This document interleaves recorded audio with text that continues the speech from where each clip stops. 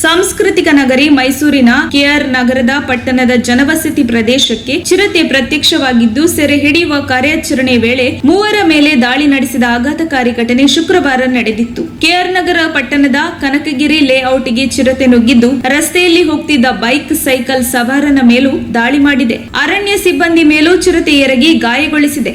ಮೊನ್ನೆಯಷ್ಟೇ ಟಿ ನರಸೀಪುರದಲ್ಲಿ ಚಿರತೆ ಕಾಣಿಸಿಕೊಂಡಿದೆ. ಚಿರತೆ ಹಿಡಿಯಲು ಅರಣ್ಯಾಧಿಕಾರಿ ಸೀಮಾ, ರಶ್ಮಿ ಟೀಮ್ ಹರಸಾಹಸ ಪಟ್ಟಿದ್ದು ಮನೆಯಿಂದ ಹೊರಬರದಂತೆ ಜನರಿಗೆ ಮೈಕ್ ಮೂಲಕ ಸಂದೇಶ ನೀಡಿದ್ದಾರೆ. ಶುಕ್ರವಾರ ಕೆಆರ್ ನಗರದಲ್ಲಿ ಭೀತಿ ಸೃಷ್ಟಿಸಿದ್ದ ಚಿರತೆಯನ್ನ ಕೊನೆಗೂ ಅರಣ್ಯ ಇಲಾಖೆಯ ಸಿಬ್ಬಂದಿ ಸೆರೆ ಹಿಡಿಯುವಲ್ಲಿ ಯಶಸ್ವಿಯಾಗಿದ್ದಾರೆ. ವರದಿ ಆಂಟೋನಿ ಬೇಗೂರು.